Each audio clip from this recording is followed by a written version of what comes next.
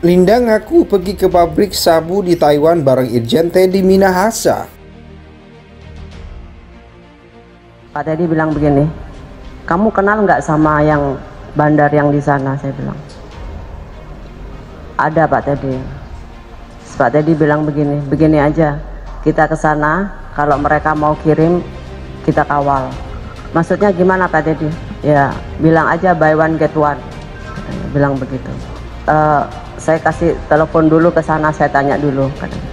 Jadi kalau misalkan contoh mereka mau Mr. X misalkan mau kirim ke Indonesia 1 ton, jadi 1 ton kita lewat, 1 ton kita tangkap gitu. Tapi Pak Teddy-nya nggak mau, jadi kalau 1 ton kirim ke sini, Pak Teddy-nya minta fee 100 miliar. Jadi saya ke sana ketemu dengan Mr. X. Waktu itu saya 3 kali saya ke Taiwan dengan Pak Teddy. Awalnya meminta maaf, dia sudah melakukan kesalahan, dia mau bertanggung jawab. Di situ saya sampaikan juga kalau Bu Merti ini Bapak mau bantu. Saya masih bilang di situ seperti itu. Bapak mau bantu menyelesaikan dulu, mudah-mudahan ini nggak membesar. Saya masih menyampaikan itu ke Pak Dodi. Intinya Pak Dodi udah cerita semua, tapi apa yang diceritakan Pak Dodi dengan Pak Teddy itu dengan ada yang berbeda versinya.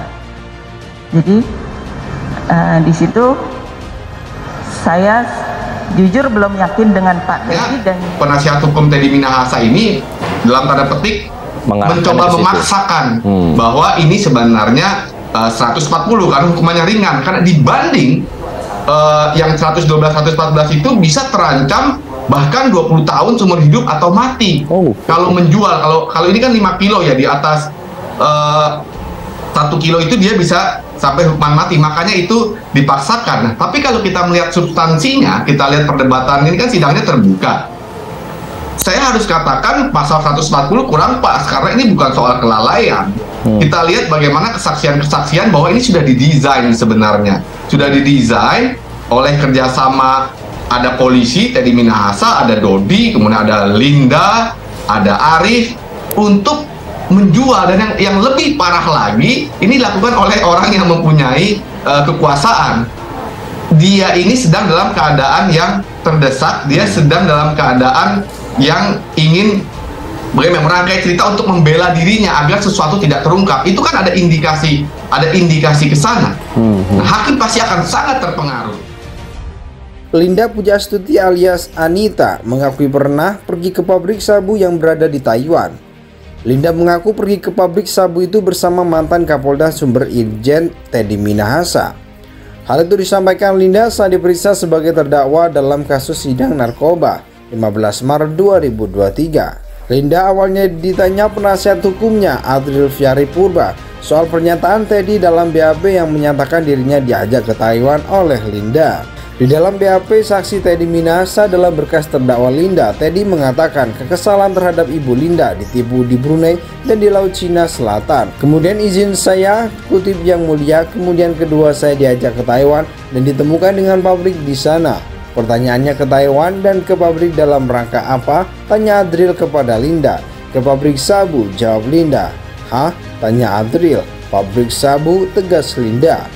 Linda lalu menceritakan soal perjalanannya ke pabrik sabu di Taiwan bersama Teddy. Dia mengatakan momen itu terjadi setelah operasi mereka di Laut Cina Selatan gagal. Betul, jadi waktu saya gagal di Laut Cina, itu saya kan sudah minta maaf. Katanya begini, kamu kenal nggak sama bener di sana? Ada Pak Teddy, ujar Linda.